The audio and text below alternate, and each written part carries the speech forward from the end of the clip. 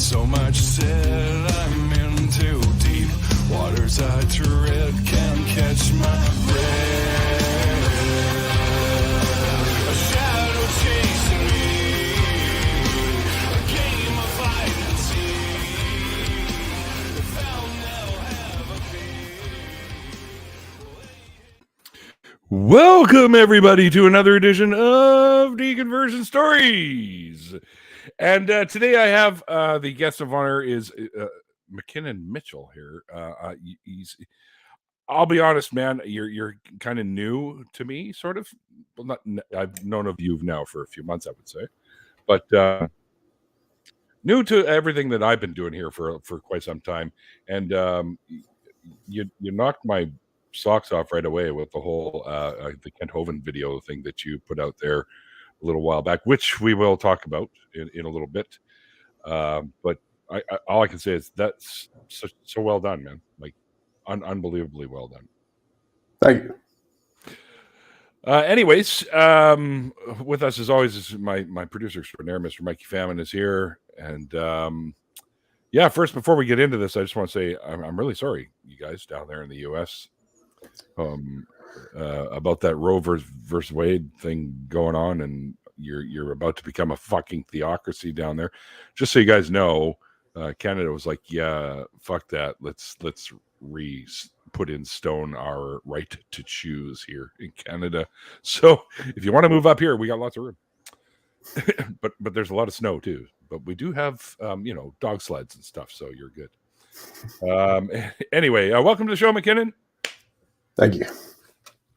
Basically, as we were chatting earlier, you know what I do here. I chat with folks about their journeys away from whatever faith systems they were once a part of, and I generally ask my guests to kind of take us back to those days and sort of tell us how you wrangled your way out of that belief system, those dominoes starting to fall that you sort of were starting to question everything. Yeah, so I had a Baptist background. Okay. In a small town in Texas. All right. And so that was, I hadn't actually ever personally met, an atheist, so my first exposure, embarrassingly, was Joshua Feuerstein, because I went to the comment section of one of his videos and it was just dogpiled with atheists. It was just a whole mixture of ideas that I had never heard of, never encountered, never engaged with, and I was shocked, and I was interested, and so I started engaging with them, and from there I was pretty earnest, with the atheist community at first. I did think it was my job as a religious individual, Christian, to make believers and non-believers, but I was not such an arrogant person about it. I Right. went to them and I talked to them like, look, I'm not trying to, beat you over the head with the Bible, but just what would it take for you to get to, believe in God? And because I was pretty earnest about it, they were very open, and we just had genuine conversations for a couple of years, back and forth. And then, as time goes on, and I still was pretty rational despite believing in Christianity. Because that was just basically forced onto me through, indoctrination and beatings, So once I finally got away from that influence, when I was out on my own, and I was just able to explore, I was able to realize that when I said, well, does this argument work? And they say no, I would go through it and have to, realize, yeah, no, they're right. That actually doesn't work. We just did this back and forth. You only do this so many times before your belief starts to erode away and change, for a while. And then just one day I realized that I don't believe in God anymore. Just haven't since. It was about in 2016 when I had that realization. So that seems like it kind of we've got the we're like 5 minutes in and you're already like, yep, now I'm an atheist. So I kind of want to know, like, what are some of the arguments that convinced you that there was no God? It wasn't really arguments that convinced me. It was the lack of my arguments working. I would try over and over again. And like I said, whenever they would point out this is a fallacy. This doesn't make sense. Do you have Yeah. evidence supporting of this? And every time, I mean, I wouldn't just give up immediately, but I would sit there, well, I mean, why can't I do this? Why can't I do X, Y, and Z? Why doesn't this make sense? But after a while, I would sit there and go through it. It's like, watching how a certain chess move doesn't work, and I would sit there and, after they explain it to me, I'm like, yeah, no shit, you're right. And so that was kind of the situation that happened with me. I realized essentially I wasn't really good at playing chess, that my method of playing chess sucked, essentially is, I guess, a good way to put it. And once you kind of identify that over and over again, you got to think, shit, what the hell am I believing then? So when you were saying you weren't like trying to convert people and stuff like that, did you, when you went out, let's say, just to, out and about on the town, did you ever like just strike up conversations to sort of try and convince people of God's existence? No. Or did you overhear shit they were talking about? No, I pretty much kept to myself. The only experience I really had was just, the online discussions. I also worked nights at the time. There wasn't a multitude of connections I was having with individuals. Everybody was asleep when I was awake, Oh shit. So, Okay. yeah, at that point in my life, there wasn't a whole lot of socialization happening. Yes, guys, as Spooky said there, it is linked in the description box below. They're talking about your documentary there. And Spooky loved it. Spooky, been a while. I haven't seen you. Thank you. All right. Well, I mean, how much of an effect has it had on your life now that you've gone away from being a believer to being an atheist and now quite the atheist activist as well? I mean, I lost my family and pretty much all my friends. So, I mean, that's a pretty big impact, but and I also went through that very angry atheist phase. And I was also, when I was younger, thanks to the influence of my father, very egotistical, very, narcissistic, very angry, and very, combative about everything. I wanted to argue. And it wasn't really so much that, I was wanting, because a lot of atheists sit there and will say that I'm just trying to convince you and show you the error like of this, and like there's a better option. That's not true every time. And I was one of those not true every time people, because I was the person who just wanted who felt that I, was duped in the past. And that I just wanted to like essentially insult and mock other people to make myself feel better.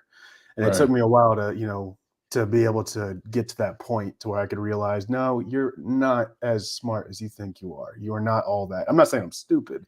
Like, I know I'm at least decently smart, but the amount of ego and arrogance that I was walking around with and the way I talk to people, it really, I had to sit there and take the time and like, you are essentially your father, and that's the last thing you ever wanted to be. And then you keep acting like this, that's you got to change. He's never going to change, but you can, So it kind of really, I'm not saying that I'm completely at fault for how my family and friends left me. I'm just saying I didn't help, because I was very combative and arrogant. But I've always told them that, I'm ready to talk when you guys are, I'm ready to build this bridge between us again, and I accept my part in the blame, I need you to meet me halfway. Like, we both fucked up, essentially. That's apparently a bridge too far for my family, so whatever. Wow. So, thank you, Jonathan, by the way. And well, we're only 10 minutes in, so basically you missed the deconversion story. That's the whole thing. I've actually was really concerned about this, and especially other, atheist channels or whatever. I'm not trying to say that I'm wasting your time. I'm going to be the most boring atheist that you probably ever met. Because even the channel, like, I made the Kent Hovand thing, and my first video was Life After God, but my channel's not really going to be atheist oriented that much. I mean, a lot of it's going to be told through an atheist lens, but we're not going to have that kind of content. And I'm past this phase of arguing and debates, and I'm also a lot more not objective. What's the word I'm looking for? Compassionate, and than some other individuals on how they engage with the religious sort. And I'm not going to have like those crazy stories. Like deconversion is boring. I talked with atheists, you know, and here I am. I'm more concerned now. Like the main thing about what me being an atheist, what I want that to do is essentially, how do I take my past life, my examples, you know, things that I want to see change. And, you know, J.L. Warren actually has his channel, Bridge the Divide. He had a good term, you know, bridge the divide. How do I get people to, you know, essentially just accept people who are different? You know, that's really the main thing that I'm focused on. Okay.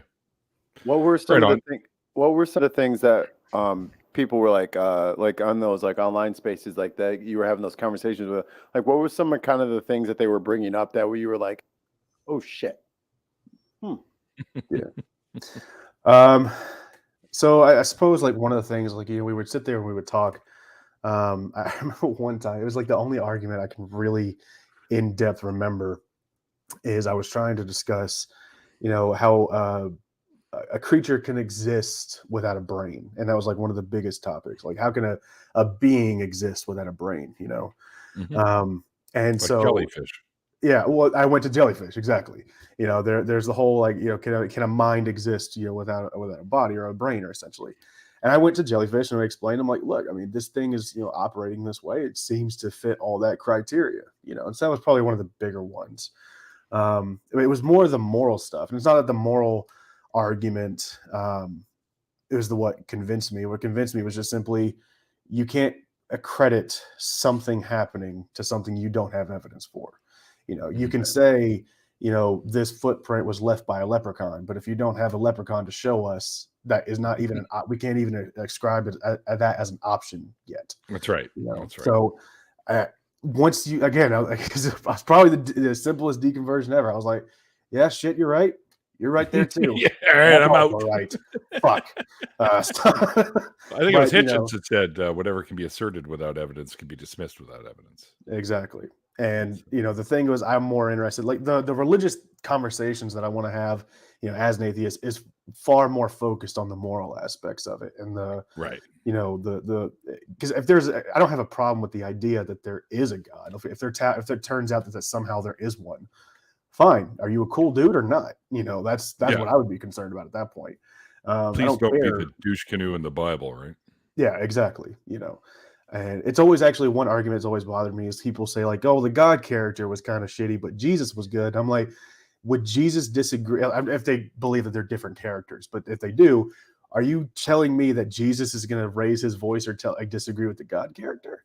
Like, no, he would side with the God character no matter what, you know? And so like, I've never like understood like where they try to parse out, you know, the God character and the Jesus character and say that, you know, there's a difference there. Like, oh, he was better in the New Testament. Nah, I don't think so. No, he didn't really change much. As a matter of fact, in the New Testament, Jesus even says, you should obey my Father's laws. He even said, like, my Father, I believe it is anyways, that were set in the Old Testament. So yeah, like Matthew 18 or something like that is, you know, not one letter of the law shall pass, whatever, until something or another. Yeah, something along those lines. Yeah, I'm really not a jot or a tittle. Yeah, whatever the fuck a tittle is. That as soon as I said tittle in Sunday school, I was like, I'm sorry, what was it? You said it was a what? Is that when everybody's ears perked up? Like, oh, I'm now interested in tittles. Are there pictures of these tittles? Even if they're drawn, I'll look. It's like they just combine the word tit and nipple. It's like tittle. It's the new candy. It's coming out. It's coming out next week. New Bisco Tittles. Bet you can't eat just one. That's right. Would you pop? All right. And clean it up now. Yeah, Paul says tittle only fans. You can't say that OF word on Twitch. You can't. No, they'll get mad at us. Sorry, Twitch. Really? I didn't know that. Yeah, that is kind of weird. Because if they think you're promoting it on their site, they don't go for that. So. Oh, and the bots, I see. And the bots can't tell the difference. Oh, like I see. Joke so they'll get you. They'll get you. Shape up there, Twitter or Twitch bots. Yeah. Well, all right.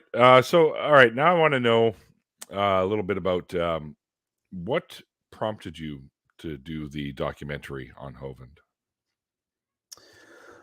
Just happened to see his, his debate or discussion. It was supposed to be a discussion with Aaron Raw. There was a few comments made throughout there that made me hint like there was something more to this guy, not like in a positive way. At this point, I was an atheist, but just that you called him an inmate or prisoner felon. I was like, what the fuck is going on here? And so I just started doing research, and from there it was like a rabbit hole, and you just find one thing after another, and then you start hearing about all these people that he's insulted. And I think Bill Ludlow was actually like the one, like the part where he was just so insulting to the family after Bill Ludlow passed away. Oh, And yes. he commented on something on Facebook like, yeah, so sorry, call me 855 Big Dino, I'll pray for you. Like, you piece of fucking human shit. And so from there on I had like the motivation anyway. And then it just kept getting worse. I found out more things. And I kept pushing it off because this project sucked ass. It was horrible. I hated doing it, it was his voice is the worst thing you could ever listen to. Yeah, so grating. dude. Yeah. Oh. And I had to watch almost all of his videos that are on YouTube. Yeah. It was Rest in peace, Bill. horrible. And you had to keep listening to the same thing over and over again to the editing process, but when you keep finding out more information, I was able to get in contact with certain individuals like Mary Toko and Joe Hovand. And once I started talking with them and actually kind of developed a relationship with Joe Hovand, there's a lot more that's like they want to see something like this happen. Joe Hovand wouldn't get involved, of course, but there was a motivation beyond just me. Like they want something like this to exist, just as a warning to stay away from Kent. And I make it pretty clear in the documentary, this has nothing to do with trying to get anybody to stop believing in God or even to stop being a creationist. There's plenty of creationists who have ideas that I clearly, obviously would disagree with, but they're not shitty people. They just believe God created everything. Just go find one of those ministries. That's it. That was essentially the point is like, just don't support this guy because he's liable to hurt you. And I felt like it was just something that needed to happen. And when Cindy Lincoln was abused, I realized I needed to get this moving and, got it all finished. When you say Joe Hovand, is that Kent's brother? No, that's his first wife. Oh, okay. Why the hell was I thinking it was his brother? His brother is not Ron. Is it Roy Hovand? Roy. Yeah, I think it's Roy. Yeah, something like that. Ray He's got a Comfort. few of them, actually. Well, yeah, he comes from a fairly sizable family. Did you ever get a chance to talk with Eric Hovand about him? I attempted it. No contact could be made. So I did try though, but I couldn't. Okay. So how did you go about gathering up all this information? Just like reading articles and stuff like that? Or were there actual, other than Joe and whatnot, were there other people that were volunteering some information about his shenanigans and what have you? So at least for getting like a timeline, it was just utilizing search engines and understanding how like metadata and keywords work. And I would just take all that information, put it in a document, and it would just be the legwork of going through every single one of those. If I see a name, research the shit out of that name, the locations that's surrounding by, individuals that they mention here, churches that they mention, again, same process. So you just got to, even if it's just one article about one thing, if it mentions another, you have to go through a whole, field of searches based on that alone. And then when it comes to, discussing with certain individuals, when you get to actually get them on the phone or talk to them through email, you want to think, before you really get into the conversation, what questions are going to be most, prominent to ask, especially with Kent Hovand. If you start to talk to somebody and you feel that they're likely going to support him, you have to frame your questions very carefully. You have to understand which questions you should ask and which ones you shouldn't, because otherwise it might scare them off. It's a very difficult, long legwork kind of process, but it's just tedious, and it took 2 years, so Wow. all the documentaries that I plan on doing are going to have a 2-year research and development phase. So his was, I don't know if the other documentaries are going to be as bad because they don't have his voice. And it's also not all of them are going to, I think, have the stories of like children being beat, and the wives being abused and people having their money stolen. And it's a whole thing, You're an author too, correct? I've written plenty, but I've not published one yet. I am kind of a control freak when it comes to at least my books. So the first one that I'm going to publish will be next year. And that's it's not available yet. So next year is when it'll be available. But I'm not starting it until I can actually form my own publishing company, which is already in the works. Oh, wow. Okay, cool. Nice. I need to know, do you plan on releasing it in audio form? The documentary? No, the book you plan on. Oh, probably not. No. Oh. All right, then I guess I'm gonna have to buy the hard copy. I always like to buy both because I can read it at home, and then when I jump in the car, I can continue reading it with my ears while I'm driving. You know what I mean? So I'll buy all the books, and I'll also buy the audio versions as well. I think it's just the best way to do it because I don't have to stop like listening or reading to a book, right? And also it helps the people that wrote the book because they get a little bit extra cash when you buy the audiobook as well. And I quite enjoy listening to audiobooks, especially when I'm working or when I'm at work in the lab. I can have one going in the background. Like today, I think, what the hell did I have going? Oh, I was listening to some chemistry lectures. Never mind.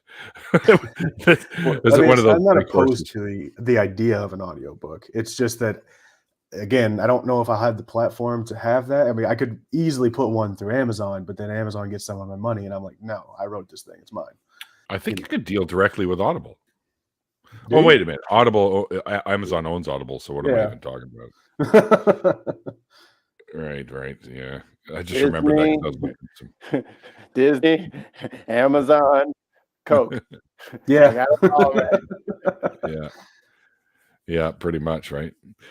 You've got another documentary that you just started working on, and can you tell us a little bit about what that's going to be about? So the next immediate documentary that I'm doing is called The Purity Fallacy. And that's essentially, it's going to be reviewing Christianity's negative influence, over sex ed and sexual health and sexual relationships and even marriage.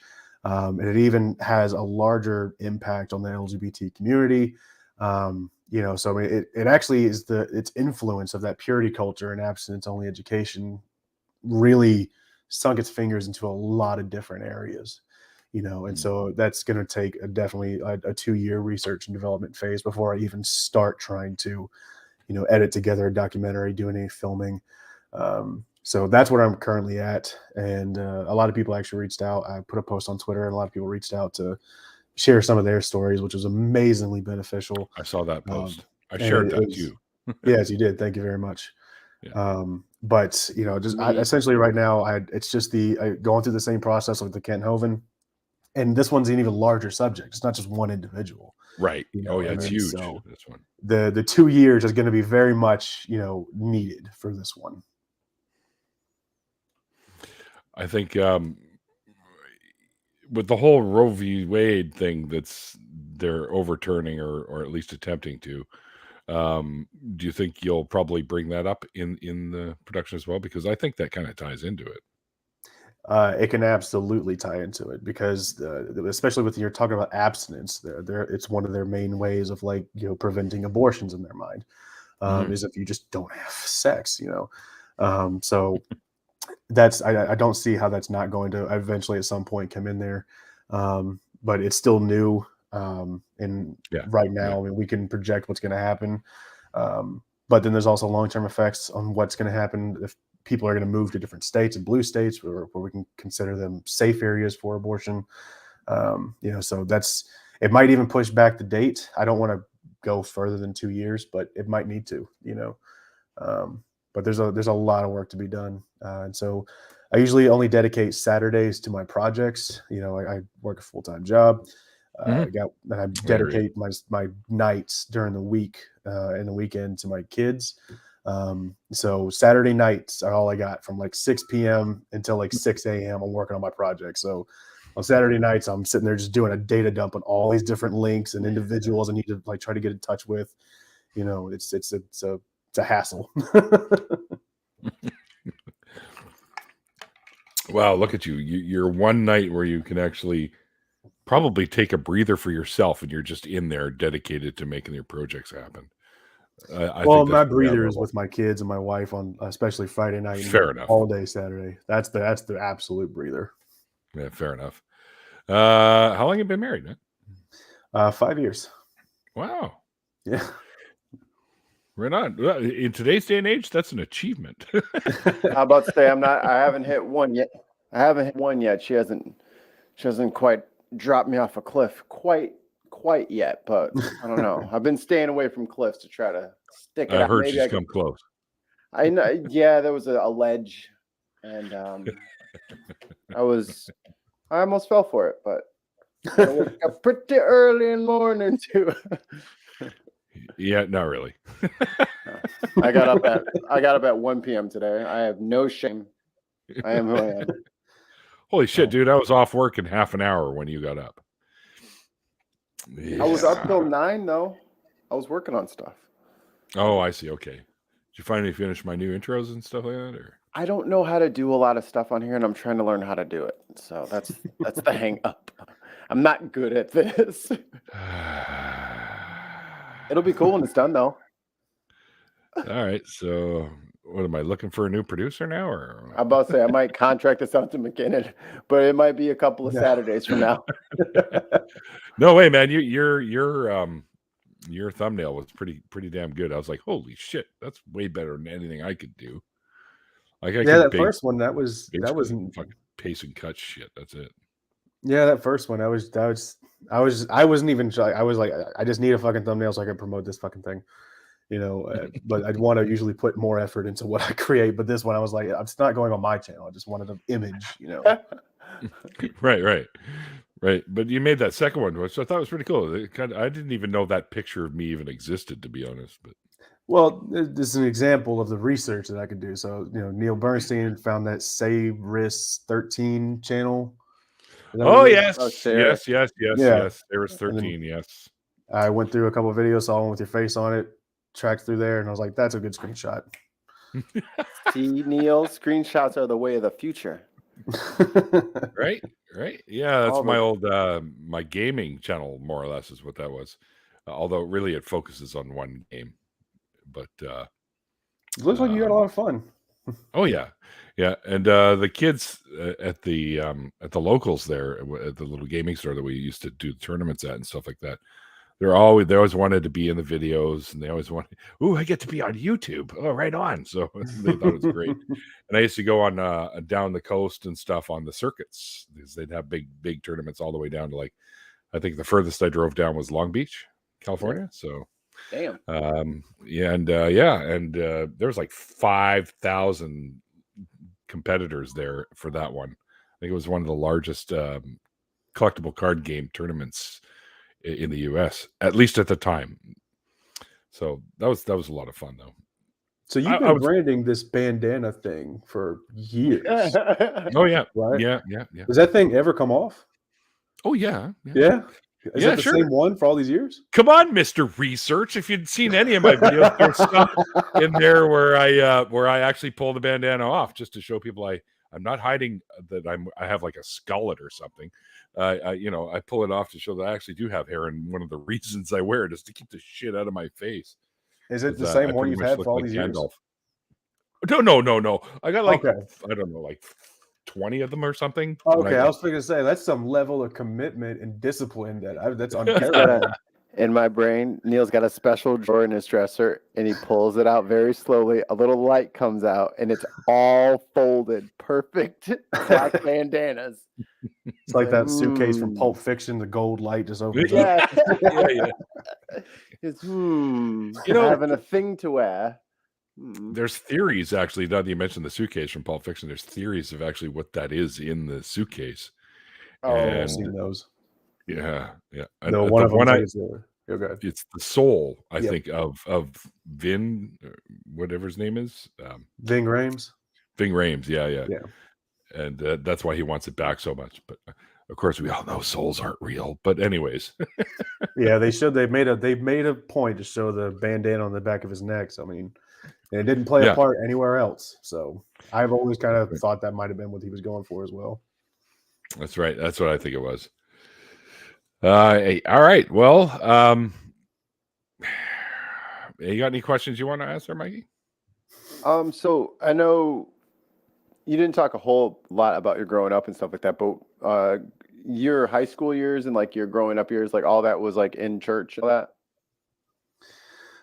Yeah. I mean, the high school I grew up in was essentially church. You know, it was a very small town, and it was I really don't have positive memories of childhood. You know, so I mean, the home life was horrible. The school life was horrible. The church life, looking back on it now with the lens that I can actually see now, was horrible. You know, so I mean, the only time I had a break, you know, from like everything was horrible was at the gym with my boxing coach, and that was the only time that there was like, ironically, peace where we're boxing and sparring and everything, but there was no bullshit, you know, and so that was like the one area where I could stay away from it. But the religion aspect of it permeated itself in the house, everywhere. I remember I wasn't upset when I was a kid, because when I was a kid, I believed I was just being goofy, right? Because my mom and my grandmother I have my family history is complex. My biological mother, not my stepmother, but my mom over in Washington, and her side of the family are Tlingit, which is, you know, Native American Haida over there. And so I was just messing around because it was like fucking 3rd, 4th grade, maybe younger. I can't remember. I was really little. But they were talking about how, you know, the Earth's orbit and everything. And I started mentioning the story of the raven, you know, stealing, you know, the stars and everything, and, you know, bringing the light to the people. That's a great legend. And I was not like saying this seriously. I was like, well, what if this was it? You know, there's this other option. And I was just being goofy. I wasn't being serious, but this teacher jumped down my goddamn throat in a public school saying, like, knock that off. We all know that it was God who did that, you know? And as a kid, I was like, you're right, I screwed up. But I got older and I, you know, now have a different viewpoint of view. I was like, if I knew that fucking teacher's name, like if I could track her down, like, oh, the words that we would share, you know. But so yeah, the school environment was horrible. Upon your becoming an atheist and the trouble with your family, what did they do? Did they call you, sort of thing, and say, what's this all about, or did they just cut off communication with you entirely? My dad came to me to my house on my birthday. He was kind of in a bad way at that time because my siblings had done something that he was just, and he said this to me, who is also one of his children, that, you know, maybe you're right. Maybe you really should never have kids, you know, and maybe I'm kind of reconsidering like my positions on things. I'm sitting here like, I'm literally your child you're saying this to right now. I know he was talking about my siblings, but I'm still included in this, you know. Yeah, I can hear you. Hello. And he had been having issues with my stepmother, which they still do. And he was like, he's just having a bad day. And so I sat there and I was like, can't get any fucking worse. Maybe I should tell him, you know? So I was like, well, since you're already in this mindset, let me just top this on here for you, and you can just deal with everything, you know, and just figure it out from there. And so I told him I didn't believe in God. And my dad, you know, he's just real quiet. He's like, yeah, I figured. He's like, I think you're stupid. He was like, but I'm sure you think the same of me. And I was like, no, I don't think you're stupid. You know, and I didn't say that. I was just kind of quiet. I'm like, you're really just saying this shit to me. you know. And from then on, I was a thing to be explained to everybody else. Like Thanksgiving, Christmas, anybody's birthdays, any event that the family got together, you know, all of a sudden when everyone prayed, you know, they'd come up to me like, we're gonna pray now. Like, fuck off, pray. I don't give a shit. Like, what are you Hurry doing? up. Like, you can pray. Like, you don't have to be quiet about it. You can pray as loud as you want. I don't care, you know. But it was always like, you know, like, close your ears, McKinnon. Like, I don't have to close them. What the fuck are you doing? Like, you made this such a thing, you know. And then if it's about my birthday, they're like, we can't really wish for happy birthday. I don't think atheists like that. Like, what the fuck are you talking about? Like, it was a really frustrating experience that I wasn't their son anymore. I was just a thing. And again, this sounds like I'm putting it all on them. I'm confrontational at this point in my life. At that point in my life, you know, I was not like holding back punches either, you know. And so it was just a very volatile situation. And eventually I decided this isn't doing any of us any good, you know. So I'm going to go my way. You can stay with yours. And we'll reconnect if we think we can, you know, meet in the middle somehow one day. That day has not come. Yep.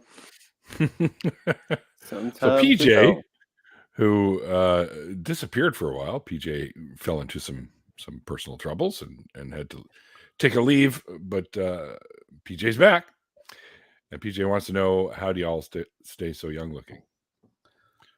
Well, I have my wife to thank. I'm 10. I look terrible. Actually, I'm curious how old they think I am, because I've actually gotten some weird responses. Some people are like, "Oh my God, you're that young," and people, because especially when I say I have a 14-year-old son, and they find out my age, they're like, "Wait a minute, well, how old are you when you had this kid?"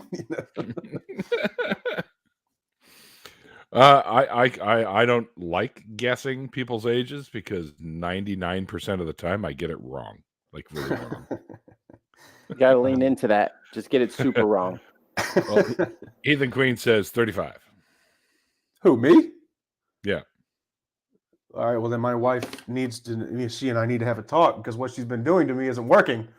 Baby, she's been putting lotions on my face for years. I was about to say, has she been hitting you with the facial stuff? Because I hate it when they say, "Come here, let me just try this on you. I think this would be so." I'm like, "Nah, man, get back, man, get back with your sprays and your pumps and your salves. I don't want. My face is ugly, and I like it that way. Thank you."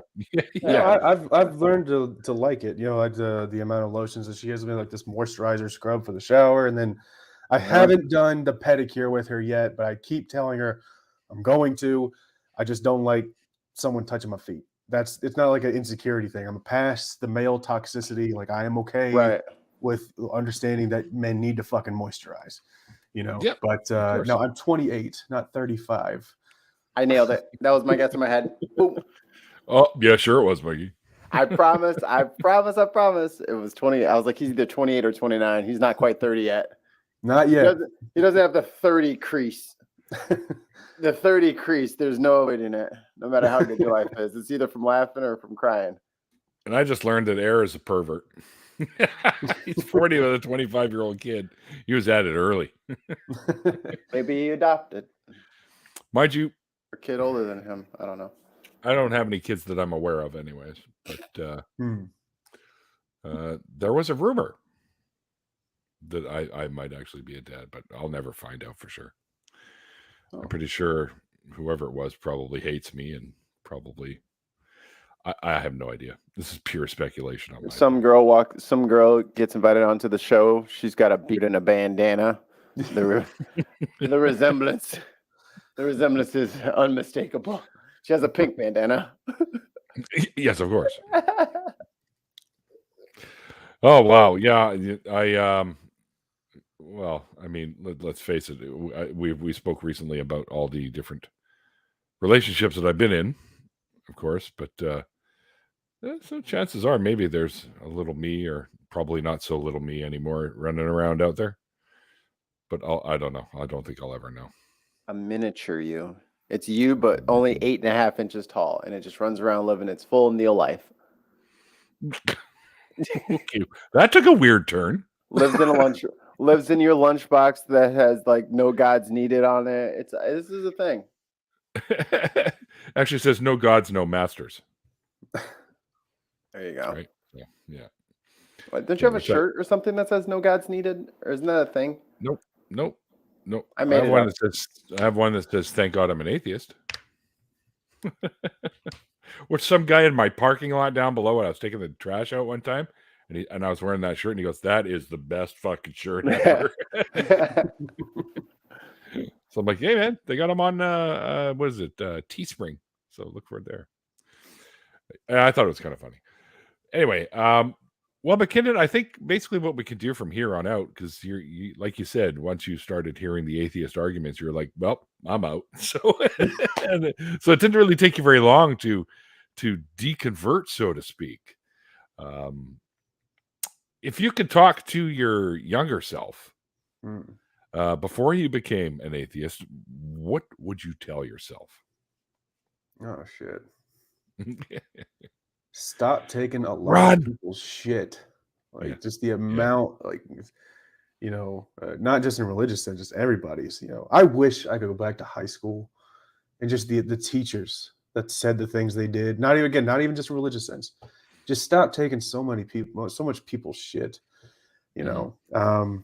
But I suppose in a deconstruction like kind of sense, you know, I suppose it would be, you know, that the same thing, you know, that we mentioned about the footprint, you know, claiming that a leprechaun did it, you know, like, do you actually have anything that shows that it's there, you know?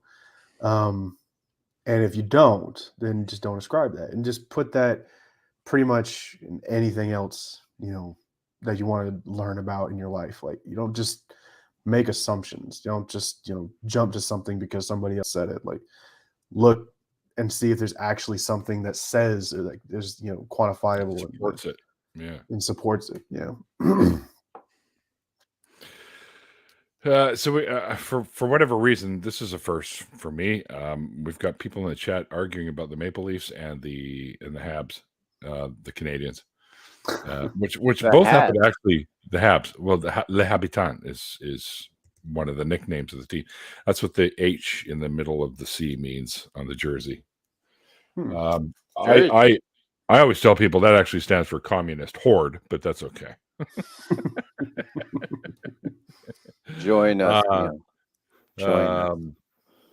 I can't say anything about the Leafs or the Habs right now because my team did not make the playoffs this year. So, it happens. So, whoa! Yeah. Okay, I forgot. Yeah. Whoa! Sorry, Paul. It was just a joke, buddy. It's just a joke. My dad was a huge Habs fan growing up, so I watched lots of Canadians, and they were kind of like my second favorite team anyway. So, but being a West Coast boy, being a Vancouver boy, it's all about the Canucks for me. But yeah. Right. Anyway, I love hockey. I'll never understand why PJ likes the fucking Leafs. I'll never understand that. I don't know if I'll still be alive by the time they win they win a Stanley Cup again. Because as usual, they'll probably get dumped out in the first round. It's so funny to me that you guys call them Leafs. Like plural. Yeah, I know. It's so funny. It's one of the oldest teams in the league. I don't know why the hell they fucking... Before they learned how to pluralize Leaf. So that was it. It was Leaf until like 88, and then it became Leaves. And then they changed.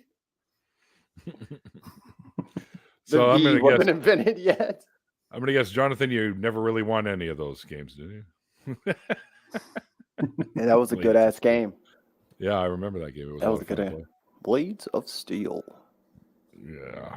All right. Well, I'll tell you what, McKinnon, what we could do is we could wrap this up a little early and get into the after party a little earlier. So, first and foremost, I want to thank you for coming on and sharing your story with us. And also, thanks for giving us a little heads up on your next project as well. By the way, guys, if you haven't seen the Hovand documentary that McKinnon did, it is linked below. And I definitely highly recommend you check it out for sure, because it's worth a watch if you can tolerate listening to Hovand and seeing some of the shit that he did with his wives and stuff like that is pretty kind of chilly in a way. It's horrible stuff, but anyway. Well, just think, McKinnon had to edit the whole thing, so the least you guys can do is watch it. Yeah. Poor guy. And I fucking hate editing. It is the bane of my existence. You still having nightmares that Hovand waking you up in the middle of the night. Whack an atheist. SpongeBob. Uh, One quick question. What's the origin of your first name, McKinnon? Oh, it's the very heart-touching story of my father finding it in a newspaper and saying that works. Really? That's it? My father's not a good person. Yeah, no, there's not a whole lot of heartwarming thing there. But yeah, he saw it in a newspaper. He's like, that'll work. Wow. Actually, that's almost kind of cool in a way. I guess there's another McKinnon. It's really hard for me to like find another McKinnon, you know. Mm-hmm. If anything, it's made finding or making usernames on things extraordinarily easy. McKinnon Mitchell, really not a whole lot of competition. But at the same time, you couldn't get like the little, like you go to Cozumel and they got like a little fake license plate and it's got like Lisa, Mark, Michael, and then you can grab yours. McKinnon was not on there. Nope. Never gonna happen. I'm not gonna find a Coke that has my name on it whenever we're doing that stuff. Yeah. I forgot that was a thing. Yeah. Oh, that was in the before times. Remember that? Sharing a Coke with a friend. Yeah. I remember friends. Yeah. I never saw my name on one either, and mine's a fairly common name, I guess. Yeah. And by the way, Mikey, those license plates, they never had mine there either. They probably had the EAL, right? Sometimes, yeah. Or EAL, what'd I say? It would go from like Ned to like Nick, and I'm like, what the? You got Ned in there, but you don't got Neil. Like, what the hell is this shit? Is Ned short for something? Yes. Etymology on Ned. It's short for Nedrick. I have no idea, man. Stop it. Nettles. I was like, no way. Nettles, yeah. Nedinsky. I don't know. Anyway,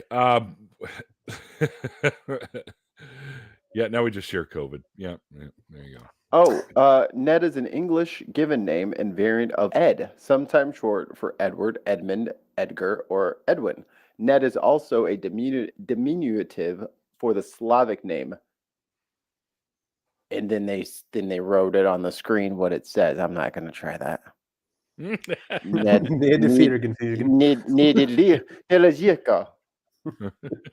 oh no, it's show. Oh, I'm sure it says Neddington. I think I like Nedward. Nedward is funny to me. We're out of Bort license. Nederator. There you go. Nedward. Nedward. Yeah, interesting. All right, enough of this goofing around. We can do this in the after party. Okay. That's what we're going to do, guys. We're going to cut this out a little early, and we'll be taking a bit of a break, about 15 minutes or so, and then we'll get into the after party shortly after 6. So you can hang out in the chat with us if you like, and thank you for hanging out in the chat with us for this interview. Hope you guys enjoyed tonight's show. If you did, give it a thumbs up and subscribe if you haven't already. Follow us on Twitch. Yeah. Oh, and yeah, give me a follow on Twitch too. My patrons, thank you guys. Without you guys, I couldn't do this. So I appreciate everything you guys do for the show. Yeah. And I guess, that's about it. Let's wrap it up. Get into the after party. Like I said, we'll take a bit of a break. If you'd like to be involved in the after party, let myself or Mikey know through one of the usual social media outlets, and we'll send you a link. And until then, guys, like I always say at the end of the interviews, like the late, hang on here. There we go. Like the late, great Christopher Hitchens once said, it's called faith because it's not knowledge. And we'll see you guys next time. Bye.